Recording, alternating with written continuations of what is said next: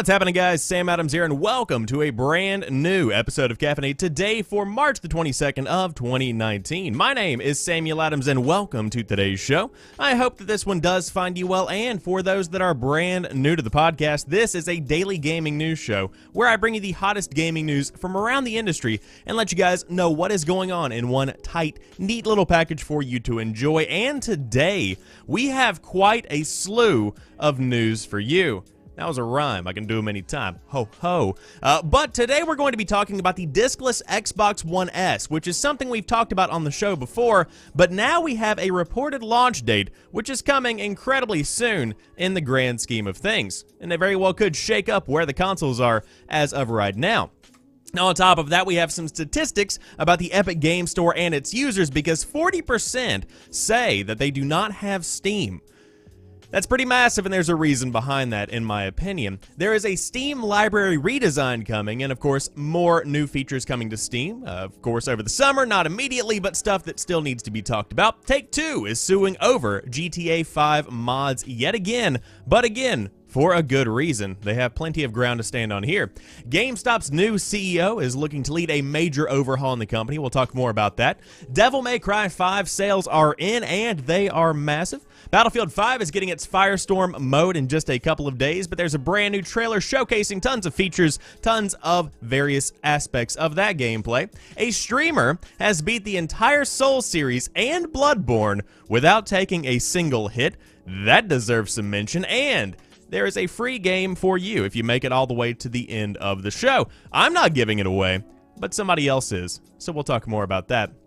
But that's pretty much the show for the day. I do hope you enjoy it. And again, it is hosted live 5 days a week, Monday through Friday at 7 a.m. Eastern Time over on twitch.tv/TheSamuelAdams. But without further ado, let's go ahead and dive into the news of the day. Microsoft's discless Xbox One S is reportedly launching on May the 7th. It's the Xbox One S AllDigital Edition. Of course, we've talked about that before. Microsoft's discless Xbox One S console will reportedly launch on May the 7th. WindowsCentral has obtained documents that indicate that this is the launch date alongside leaked box art images that the site has recreated. Microsoft is said to be calling the console the Xbox One S AllDigital Edition, signaling a new model without the typical Blu-ray drive. It's not clear how much cheaper this model will be, but the removal of a Blu-ray drive will definitely drive down the price. Microsoft has not yet publicly acknowledged the company is even creating a discless version of the Xbox One S, but rumors previously pointed towards a mid-April announce and a May retail date, so it all pretty much lines up with what we know so far. Microsoft is also reportedly including a 1TB HDD on this new model, alongside digital versions of Forza Horizon 3, Sea of Thieves, and Minecraft in the box. Microsoft is also rumored to be creating an option to ship the discless console with games pre-installed, so new Xbox owners can pick the games they want installed before the console arrives at their home.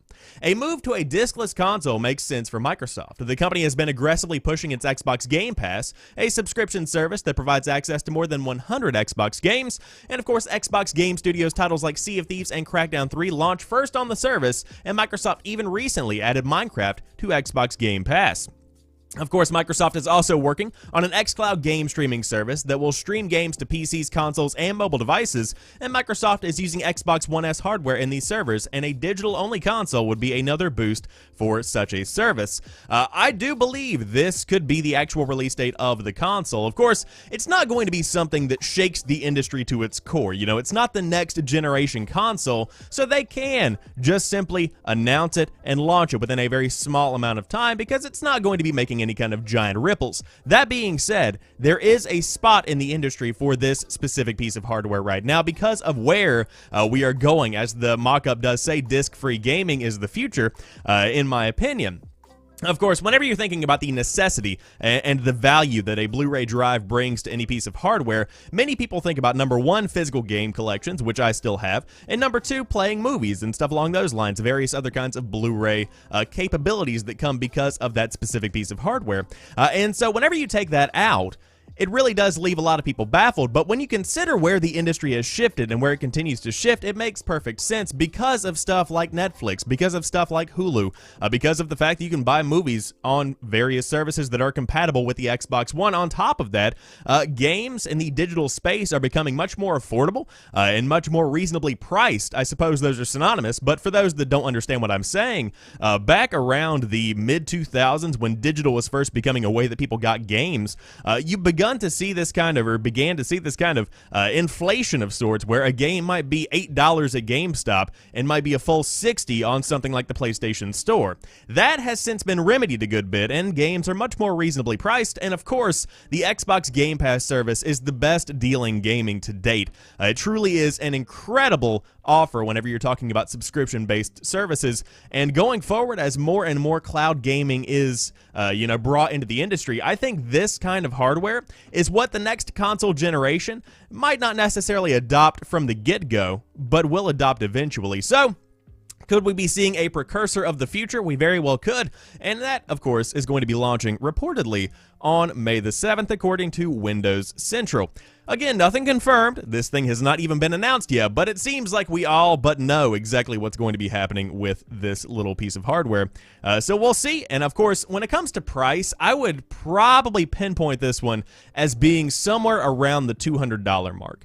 I think that if you charge $199 for this, it's going to sell like hotcakes, because it doesn't matter what the other two numbers are at the end of the number. If it's a 1 at the beginning, that in people's minds, whenever you're talking about a gaming console, is affordable. That's what people think of as incredibly affordable. If it is $199, that is entry level, I just want a gaming console to play Minecraft or Fortnite level pricing. That's the good stuff.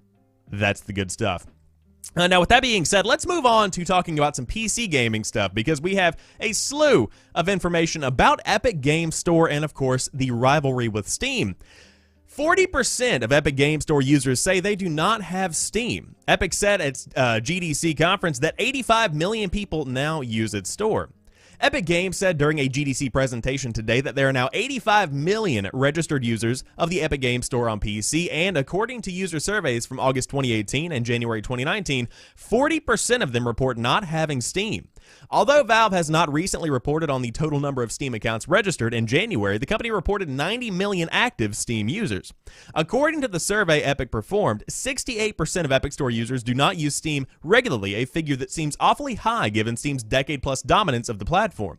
But the multi-platform Fortnite is the X factor here. The slide also said that more Epic PC users regularly play on consoles than on Steam. So as you know, from that specific statement, this is all just a bit skewed, because if you surveyed the vast majority of PC users, they may in fact say, you would be surprised to find, they don't like consoles. I know, it's a crazy thing, but it seems like something that's pretty widely adopted in the PC gaming community. So with that being said, there are also roughly 55,000 registered creators on the Epic Games Store and 41 million players supporting them across all games, including Fortnite, and all platforms. Epic's presentation also reiterated what founder Tim Sweeney told us, they say a PC Gamer, in an interview yesterday, that unlike the anything goes approach of Steam, Epic intends to curate what and who is on its store. We can't accommodate everyone yet, sorry. We are working around the clock to be able to support more games, a later slide stated. Epic Games Store will gradually open to more developers by the end of 2019, and we welcome quality games and intend to prevent porn and asset flips from ever hitting the store. Of course, Steam tends to take a bit of a different approach when it comes down to it. So, this is a very interesting statistic, but I do believe that the 40% of Epic Games Store users saying that they don't have Steam is a direct reflection of the fact that the majority of people that even installed the Epic Games launcher to begin with were likely playing Fortnite.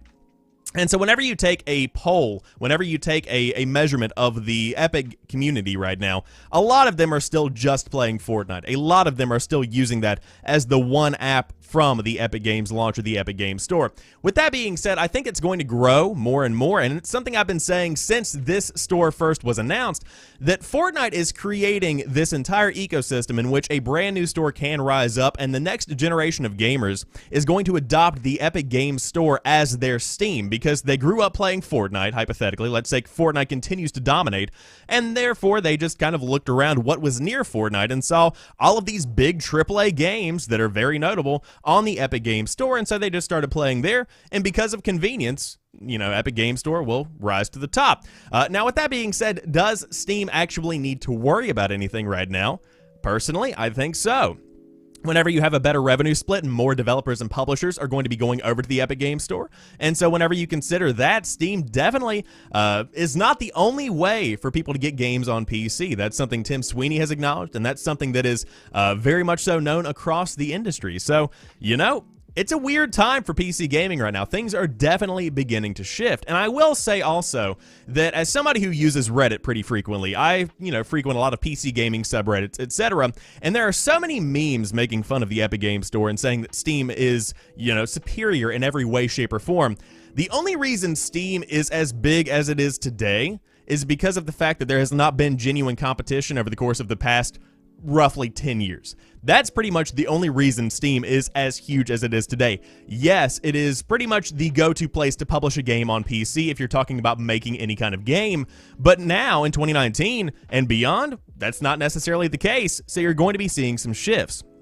Now, with all that being said, interesting statistics and tons of interesting news coming out of GDC this week that I do want to reiterate. If you want to go back and check out previous episodes of Caffeinate throughout the week, it's been a fantastic week of shows with tons of news packed in from the Game Developers Conference. But without a doubt, weird shifting time for PC gaming and gaming in general.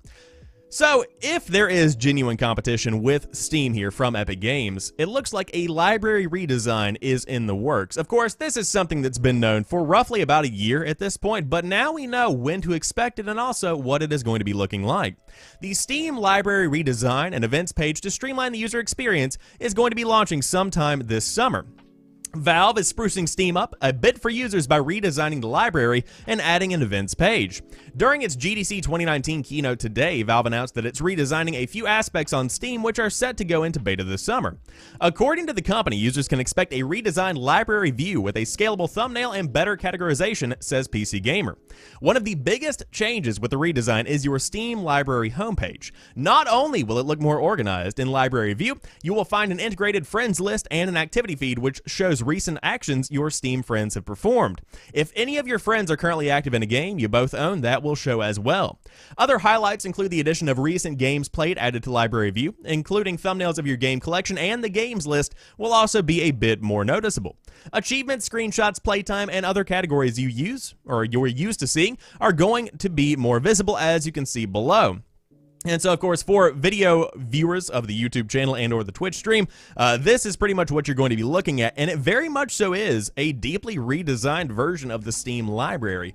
Now, the outside of the library UI, the stuff around the edges and whatnot in the heading, is relatively the same and similar in many kind of ways, but notably, it looks very similar to the Discord store and the Discord launcher. That's what's interesting to me. However, with that being said, cool to see that they are redesigning this. It looks pretty solid, and I'm excited to try it out when it does launch later on this summer.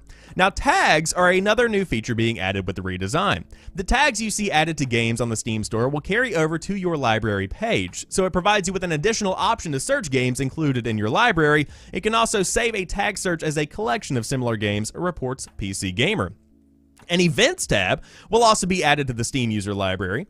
Clicking on the tab will provide a quick look at streams, title updates, tournaments, or anything else you need to know regarding games in your library or those you follow. So basically, it will allow you to see what's happening in the games you play and the communities that surround them. Each game's library page has also been reworked to prioritize updates and show current live streams for the game at the top. And of course, you can check out the entire redesign over at SteamDB, but without a doubt, big improvements, and also very interesting to see the addition of an Events tab. I think that's one that is something not many were expecting, but it's something that I think is a forward-thinking feature that many other people should include. Whenever you consider what people look for in a launcher today, it's changed drastically from 5 to 10 years ago, because now streams and YouTube videos and any kind of content surrounding that game, including tournaments and esports events, is a huge part of that community, and it's a huge part of those that play the game. And so to have a CSGO, icon in your launcher is one thing, but to have a CSGO icon that launches the game alongside a giant tournament, alongside a very popular streamer playing the game, alongside an event going on in the next couple of weeks that you can go to in real life, whatever it might be, to have all of that information streamlined and packed in one tight, neat little spot is something that I think is pretty cool and something that I think Steam is definitely due for when it comes to an upgrade for their UI. But if you do want to check out the entire thing, again, it's up right now in a preview format, but it should be launching later on this summer, and hopefully by then we will also have the Master Chief Collection, because hey, nice. So anyways, moving on to the next story of the day, talking about GTA 5. Take-Two is suing over a Grand Theft Auto cheating mod yet again. Rockstar Games' Grand Theft Auto Online, which launched over 5 years ago, is not the studio's newest online game. It was upstaged by Red Dead Online last year. Pause. I read through this before the show. I want to make it very clear that to compare the success of Grand Theft Auto Online with Red Dead Online is like comparing a delicious pizza with a dead squirrel in the middle of the road. These are not synonymous. These are very different in every feasible way. Grand Theft Auto Online, incredibly successful. GTA Online, largely abandoned at this point, from what I gather. With that being said, let's continue. But GTA Online's publisher is still going after people who enable cheating, as well as other modding options in the game. Last week, Take-Two filed a copyright infringement lawsuit against the makers of a mod called Evolve, the latest in a years-long fight that's gotten mixed reactions from inside the GTA Online community. Evolve is a paid GTA Online mod menu or trainer that's been running since 2017. Like several similar mods, it lets players change basic elements of the game world while the mod is running. Evolve grants users godlike powers like cloning themselves, controlling the weather, and raining weapons from the sky. But as the lawsuit notes, mod menus also affect non-modded players' experience. They can be used to troll or grief these innocent bystanders by auto-killing them or turning the environment against them. Players who use mods also grant themselves infinite money, which lets them play in a way Rockstar did not intend. Quote, Evolve disrupts the user experience that was designed by Take-Two, it says, and its creators have attempted to conceal their infringement by creating, distributing, maintaining, and selling the infringing program pseudonymously. Pseudonymously? Anonymously, let's go with that. They use pseudonyms. It's a big word with a lot of S's and Y's. Evolve costs roughly $30, but the site only accepts Bitcoin vouchers. The Evolve team is pseudonymous. Again, sure. And emails sent to addresses mentioned in the lawsuit were not returned. A representative on Evolve's support line was unaware of the suit and offered a smile emoji by way of comment. So far, there is no change in the service status, although Evolve appears to have briefly shut down in December. Take-Two has been going after GTA mods for years now. In mid-2017, it successfully shut down 3 modding tools with cease and desist notices, convincing one of the teams to donate its proceeds to charity. As Kotaku noted at the time, some players cheered this decision since cheaters had used their extra powers to attack people without the mods, but Take-Two also ignited protest by banning the popular general purpose modding system Open4. Rockstar Games eventually convinced the publisher to rein its legal threats, and it agreed it generally will not take legal action against non-commercial mods for the game's single-player content. And so I think that's where I'll stop right here with this story, because it makes my point and there is more that can be gone into. But with that being said, mods are great, and mods are a foundational part of the PC gaming experience. It's something that people expect when they go in to play a PC game. It's something that makes that specific subset of a community unique, because PC gaming has always been about modding out a game and making it the most zany, crazy thing you can possibly make it. And that's a big part of GTA, and of course, that's what you see here. With that being said, when a mod impacts the gameplay experience of anybody else, when a mod takes away from the financial setup of a company and the financial setup of a developer that's trying to make money through their game, that's whenever you have to draw the line and say that's where this does not work anymore. If you have a single-player experience that has been paid for in full, and you have a mod that does not impact either of those two things, external people or the way that a developer publisher makes money, that is whenever it's acceptable. Whenever you have anything else, that's whenever it gets to be a little bit shady. So I do hope that this is taken action against. I don't think that mods in this kind of way, shape, or form should be accepted by the community, because paying $30 to some dude in his mom's basement is not exactly the best way to play your game, and of course it ruins the experience for many other people. So with that being said, we will see what kind of action is actually taken. But Take-Two is going against this pseudonymous company. Pseudonymous. Anonymity. Anyways, moving on to some talk about GameStop, because the new CEO is expected to lead a major overhaul of the company. And of course, they are planning to shift towards creating cultural experiences for gamers. And we will certainly see what that means, won't we? Because who really knows? GameStop announced today that it's naming George Sherman as its new chief executive officer. The former head of Verizon retailer Victra has served as an executive at Advanced Auto Parts, Best Buy Services, Home Depot, and Target. He'll be charged with overseeing a changing business model for the brick-and-mortar game retailer that has been in financial trouble in recent years. In a statement, Sherman acknowledged GameStop will have to undergo some major changes to stay relevant in a market that has increasingly gone digital.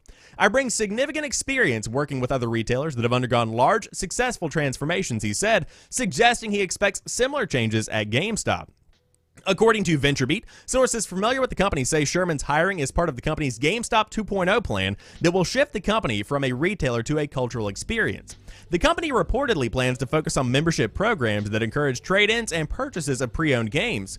GameStop may also explore turning stores into an environment in which gamers can come in, hang out, and try out games before buying them. GameStop has undergone quite a bit of turmoil in recent years. Digital marketplaces like Steam and the recently launched Epic Games Store have cut into the company's business, and GameStop shut down 150 of its retail stores in 2017, and rumors of a buyout started bubbling up last year, and we've been talking about that throughout the beginning of 2019 as well. And so, this is the beginning of a new era for GameStop, and I said this on Twitter, and I'll say it again here. GameStop is a household name. Anybody that plays games in America generally understands that GameStop is, in many people's minds, the go-to brick-and-mortar store for playing and buying games. Now, whenever you're thinking about small, mom and pop shops, that's a different kind of scenario because many people don't have those in their towns and they only have to rely on the GameStop in their mall to go and pick up their newest titles. But with that being said, where could GameStop actually go? It's interesting with the article here that it brings up the point that people could go in and try out games and kind of hang out in a GameStop before buying whatever they might want to get. And that's something that I think is incredibly appealing because there was a small branch of stores, and I'm not sure if it's local, I'm not sure if it's global, I'm not sure if it's even outside of my state, but it was called Play and Trade. Okay, so Play and Trade came about in roughly around 2008, maybe 2010, somewhere around there. And I remember going in, and the first thing that I realized was that you could go in and ask whoever was running the shop, hey, I want to try this game, can I play it on that console over there? And so they literally had kiosks like you would find at a Walmart or a Target, and essentially you were able to hang out and play the full game, give it a shot, and then buy it if you did want it. It was something that was different. It was something that set Play and Trade apart from GameStop because it allowed me to get a taste of what I would be spending upwards of $60 of my hard-earned 12-year-old money on. So whenever you're thinking about that kind of experience coming to a GameStop, I think that is incredibly appealing. I think that is something that is without a doubt one of the biggest points that GameStop could play on, and that's something that they could really throw themselves into because a GameStop is still a fun place to hang out even today. Don't get me wrong, I'm not going out on a Friday night hanging out at my GameStop, but whenever I do happen to find myself there, I can strike up conversation. The people behind the counter are relatively knowledgeable. It's cool to be able to hang out there. So to have tournaments, to have any kind of events, to have launch parties, which I think is a huge thing that GameStop has been missing out on over the course of the past couple of years, that all is something that I think they should throw themselves into because it's either sink or swim at this point. You're either going to shut down entirely or you are going to thrive. And right now, this CEO and the company itself, everybody surrounding this decision, they get to choose which it is. So we will see what happens with GameStop, of course, going to be evolving deeply over the course of the next few years. But hey, I'll keep you guys up to date on when they shut down, or if they don't. You can find me at a launch party. Anyways, speaking of launch parties, they should be throwing one for the devs of Devil May Cry 5 because sales have passed 2 million in 2 weeks. Devil May Cry 5 has sold more than 2 million units worldwide. Though Capcom has yet to officially make an announcement, Devil May Cry 5 director Hidetaki Itsuno revealed the milestone during a GDC panel. Iron Galaxy designer Isaac Torres was in attendance and shared a picture of the slide. That is pretty impressive. Again, it says, one quick thing, thanks players everywhere. We've sold 2 million copies of Devil May Cry 5. At launch, Devil May Cry 5 beat Resident Evil 2 Remake in concurrent player numbers on Steam, indicating a stronger start on PC. A figure may not appear massive compared to the biggest games today, or even Capcom's own Monster Hunter World, but it's already outpacing all other Devil May Cry 5 games, or Devil May Cry games, excuse me. By comparison, Devil May Cry 4, the best-selling entry so far, currently sits at a respectable 3 million in lifetime sales. This effectively means Devil May Cry 5 is the fastest-selling entry in the franchise, which is great news for Capcom. And of course, DMC5 will be supported with free updates, the first of which adds the Bloody Balance in April. And so if you did want to check it out, Devil May Cry 5 looks gorgeous. Of course, it's not a game for everybody, but it is without a doubt one of the most impressive Devil May Cry games to date. It's worth giving a look. Of course, gameplay itself is just fun to watch if you want to check out some streams or some YouTube videos, but to see 2 million units in 2 weeks, almost the lifetime sales in a way of Devil May Cry 4, that is some impressive stuff right there, and I think it shows a growing gaming industry because, of course, the branding and the marketing for Devil May Cry 5 was pretty impressive, but on top of that, more people are playing games and more people want to dive in and give stuff a shot. So we will see where it continues to go, but with free updates, hey, Devil May Cry looks like it's in a pretty good spot with Devil May Cry 5. So let's talk about a game with its 5th entry, technically, I mean sort of kind of, that is not doing so well but is poised to do very well. Battlefield 5 Firestorm, a new mode launching in Battlefield 5 in just a couple of days, has a brand new trailer that showcases tanks, tractors, and the dangers of safecracking. Now, we aren't going to be watching the video here today because what fun would that be to watch me watch a video? But essentially, if you do want to check it out, there's a pretty lengthy gameplay trailer that shows off some of what you can expect from Battlefield 5's Firestorm. And of course, this was actually leaked a couple of weeks back, but it is fun to watch in its full glory.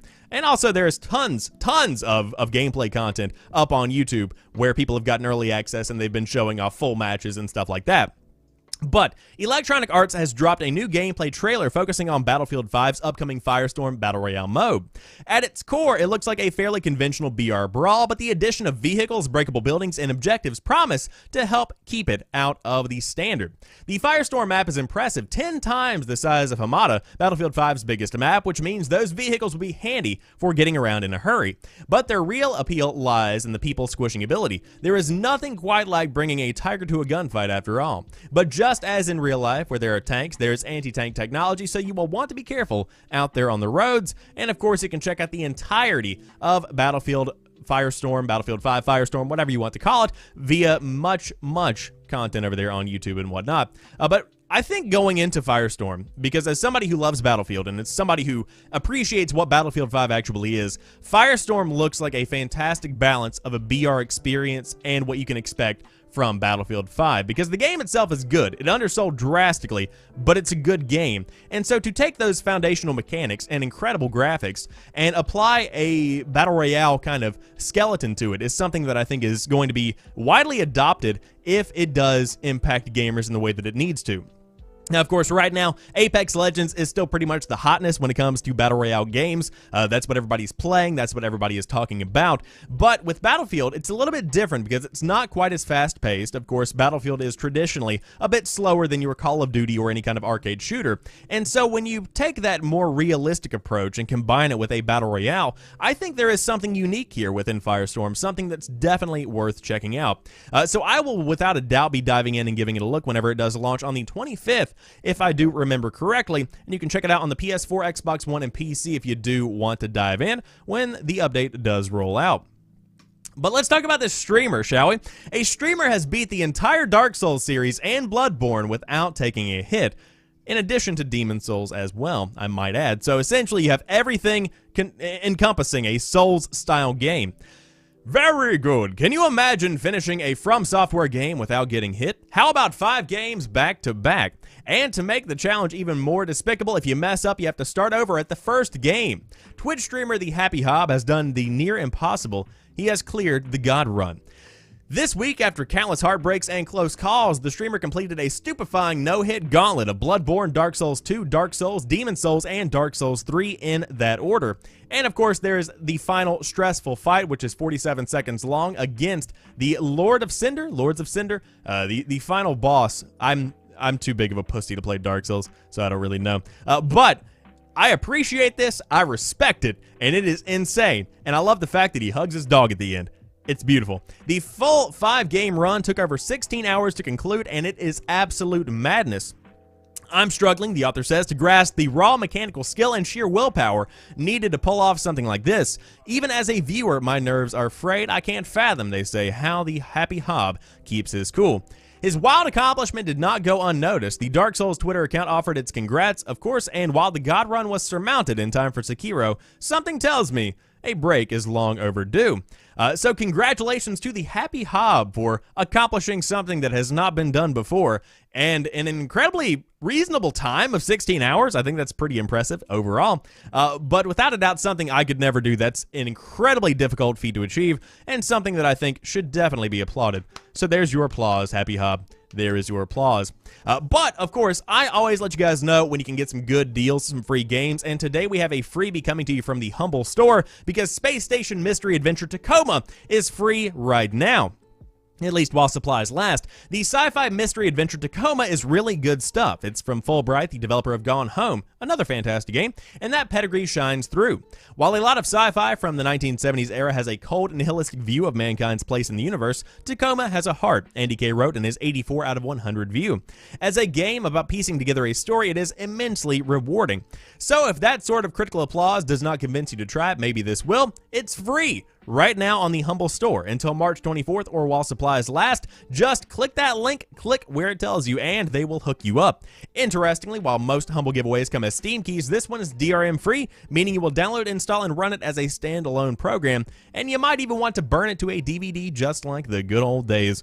So again, Tacoma free to play right now if you do want to dive in and give it a shot. And again, why wouldn't you? Because, let's say it together, 1, 2, 3, it's free.